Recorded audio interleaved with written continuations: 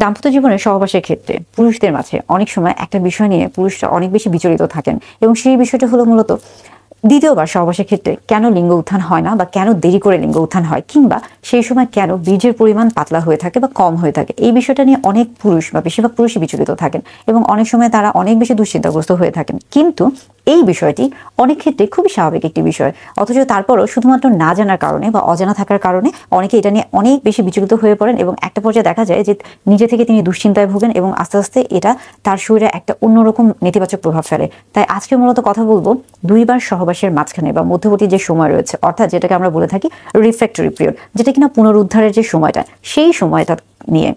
চলুন তাহলে জেনে নেই দ্বিতীয়বার সহবাসের ক্ষেত্রে কেন লিঙ্গ উত্থানে সময় লাগছে বা কষ্ট হচ্ছে, বা কেন সঠিকভাবে হচ্ছে না, বা কেন দেরি হচ্ছে, কেন বীর্যের পরিমাণটা কমে যাচ্ছে, পাতলা হচ্ছে। এই প্রত্যেকটা বিষয় নিয়ে কথা বলার চেষ্টা করব। প্রথমে জানতে হবে যে রিফ্র্যাক্টরি পিরিয়ডটা কি। রিফ্র্যাক্টরি পিরিয়ড মূলত প্রথমবার সহবাসের পরে দ্বিতীয়বার সহবাসের মধ্যবর্তী যে সময়টা রয়েছে, এই পুরো সময়টাকে রিফ্র্যাক্টরি পিরিয়ড বলা হয়ে থাকে, অর্থাৎ পুনরুদ্ধারের যে সময়টা। রিফ্র্যাক্টরি পিরিয়ড মূলত দেখা যায় যে গবেষণায় বলা হয়েছে এটা মূলত অনেকের ক্ষেত্রে বা বেশিরভাগ মানুষের ক্ষেত্রে বা পুরুষদের ক্ষেত্রে এটাকে বলা হয়ে থাকে নারী পুরুষ উভয়ের ক্ষেত্রে 11 মিনিট থেকে 60 মিনিট পর্যন্ত।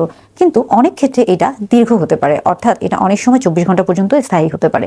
কিন্তু যে সকল পুরুষদের ক্ষেত্রে প্রিম্যাচুর ইজাকুলেশন বা দ্রুত বীর্যপাতজনিত সমস্যা রয়েছে, তাদের ক্ষেত্রে এটা 5 ঘন্টা থেকে 48 ঘন্টা পর্যন্ত হয়ে থাকে, অর্থাৎ রিফ্র্যাক্টরি পিরিয়ডটা ক্ষেত্র বিশেষে পরিবর্তন হতে পারে।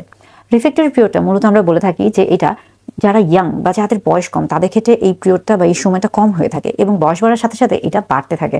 অর্থাৎ যারা নবীন তাদের ক্ষেত্রে রিফ্র্যাক্টরি পিরিয়ডটা কম হয়ে থাকে এবং তাদের ক্ষেত্রে পরপর দুইবার সহবাসের মধ্যবর্তী যে সময়টা থাকে এটা অল্প হয়ে থাকে এবং সেই ক্ষেত্রে তাদের লিঙ্গ উত্থানের সমস্যাটা কম দেখা দেয়। কিন্তু যাদের বয়স বেশি বা প্রবীণ তাদের ক্ষেত্রে দেখা যায় রিফ্র্যাক্টরি পিরিয়ডটা লম্বা হয়ে থাকে এবং সেই ক্ষেত্রে তাদের লিঙ্গ উত্থানজনিত যে বিষয়টা রয়েছে, সেই ক্ষেত্রে একবার সহবাসের পরে দ্বিতীয়বার যখন কেউ সহবাসে যাচ্ছে বা একাধিকবার যখন কেউ সহবাসে যাচ্ছে, তখন খুব সহজে তার লিঙ্গ উত্থান হচ্ছে না বা সেই ক্ষেত্রে সময় লাগছে। আবার অনেক সময় এই ক্ষেত্রে কিন্তু যে সিমেন্টটা তৈরি হচ্ছে সেটা, অর্থাৎ যে বীর্যটা তৈরি হচ্ছে সেটার পরিমাণটা কম হতে পারে, পাতলা হতে পারে। এটা খুবই স্বাভাবিক একটি বিষয়, এটা নিয়ে ঘাবড়ানোর কিছু নেই, এটা নিয়ে ভয় পাওয়ার কিছু নেই, বা এটা নিয়ে বিচলিত হওয়ার কিছু নেই।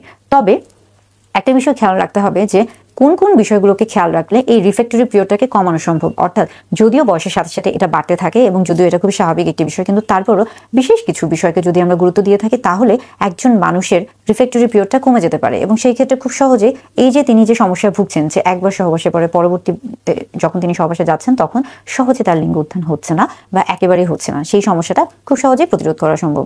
এই ক্ষেত্রে সবচেয়ে ভালো বিষয় হলো যে আপনাকে অবশ্যই আমরা বলে থাকি যে লাইফস্টাইল মডিফিকেশন, অর্থাৎ আপনাকে স্বাস্থ্যকর জীবনযাপন মেনে চলতে হবে, সুষম খাদ্য গ্রহণ করতে হবে, পর্যাপ্ত পরিমাণে পানি পান করতে হবে, সঠিক নিয়মে ঘুমাতে হবে, দুশ্চিন্তামুক্ত থাকতে হবে এবং খাদ্য নির্বাচনের ক্ষেত্রে অবশ্যই তাজা ফল, শাকসবজি, রঙিন শাকসবজি, ফলমূল এই বিষয়গুলোকে প্রাধান্য দিতে হবে।